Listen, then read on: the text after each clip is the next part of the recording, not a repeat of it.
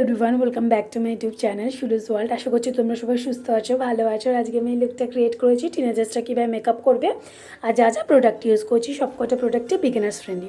আর তোমাদের যদি লুকটি ভালো লেগে থাকে তাহলে প্লিজ ভিডিওটা একটা লাইক করে দিও, শেয়ার করে দিও, সাবস্ক্রাইব করে দিও আর পাশে থাকা বেল বাটনটাও হিট করে দিও। তাহলে যখনই আমি নতুন কোনো ভিডিও দেবো সেটা তোমাদের কাছে নোটিফিকেশান পৌঁছে যাবে। তাহলে চলো আর বেশি দেরি করে ভিডিওটা স্টার্ট করা যাক। ফার্স্টে আমি এখানে আমার ফেসটাকে ক্লিন করে নিয়েছি একটা ওয়াইপসের সাহায্যে, এবং ক্লিন করার পর আমি ময়শ্চারাইজারের জন্য বায়োটেকের ময়শ্চারাইজার ইউজ করে নিয়েছি। ময়শ্চারাইজারটা লাগানোর পর এখানে আমি একটা ফেশিয়াল অয়েল ইউজ করে নিচ্ছি, রোজি অয়েল গুড ভাইবসের, এবং সেটাকেও ভালো করে স্কিনের সঙ্গে লাগিয়ে নিচ্ছি। এরপরে আমি আমার আইব্রোটাকে কোম করে নেব, এবং আইব্রো ফিল করার জন্য আমি আজকে এখানে হিলারি রোডার আইব্রো পেন্সিল ইউজ করছি। আইব্রো পেন্সিল না, আইব্রো পেন।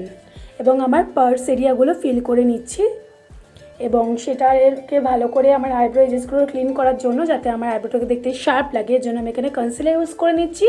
আর এখানে আমি যে কনসিলারটি ইউজ করছি সেটা হচ্ছে সুইস বিউটি কনসিলার, এবং সেটাকে আমার আইব্রো এজেস ভালো করে লাগিয়ে এবং আইলিডে লাগিয়ে একটা ব্লেন্ডারের সাহায্যে ভালো করে ব্লেন্ড করে নিচ্ছি। এবং সেট করার জন্য কনসিলারটাকে সেট করার জন্য আমি এখানে কম্প্যাক্ট পাউডার দিয়ে, নাইকার কম্প্যাক্ট পাউডার দিয়ে সেট করে নিচ্ছি যাতে কোনো ক্রিজ লাইন না হয়।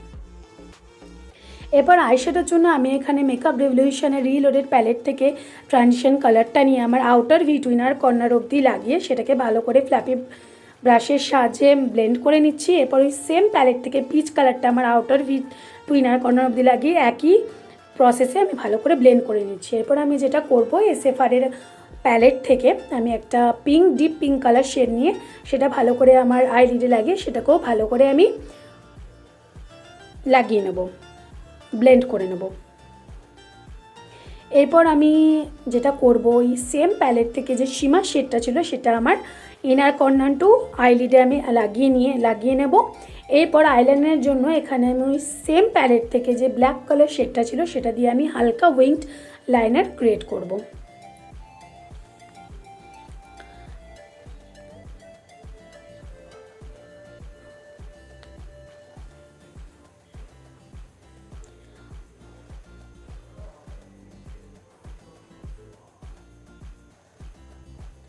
এরপর আমি ফাউন্ডেশনের জন্য আমি এখানে এনআরওয়ের কালার কারেক্টারটা অ্যাজ এ ফাউন্ডেশন ইউজ করেছি। আর আমার শেডটা হচ্ছে এখানে ইয়েলো কালার কারেক্টার, আমার স্কিন শেডের কালার এটা।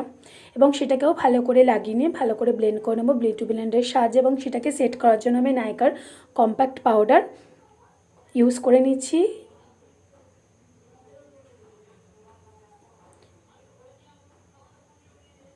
এরপর আমি আমার লোয়ার ল্যাশ লাইনেও একই ওই সেম ব্রাউন কালার শেডটা দিয়ে আমি ভালো করে লোয়ার ল্যাশ লাইনে লাগিয়ে নিয়ে সেটাকে ব্লেন্ড করে নেব। এরপর একটা ব্ল্যাক কালার শেড নিয়ে সেটা নিচের অ্যাজ এ কাজল হিসাবে আমি ওটা ইউজ করবো। সেটাকেও ভালো করে একটা ছোট ব্লেন্ডিং ব্রাশের সাহায্যে সেটাকেও ব্লেন্ড করে নেব। এবং এখানে একটা হোয়াইট কাজল ইউজ করছি যাতে আমার চোখের লুকটা এনহ্যান্স করে, আমার চোখটা দেখতে বড় লাগে।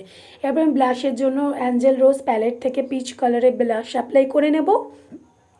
এবং হাইলাইটের জন্য ওই সেম আইশ্যাডো প্যালেট থেকে দুটো শেড মিক্স করে আমি লাগিয়ে নিচ্ছি, শ্যাম্পেন শেড মিক্স করে।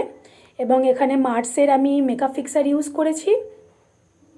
এরপর আমি লিপস্টিক ইউজ করে নিচ্ছি। লিপস্টিকের জন্য এখানে আমি এডিএসের ম্যাটিমি রেড কালার লিপস্টিক ইউজ করে নিচ্ছি।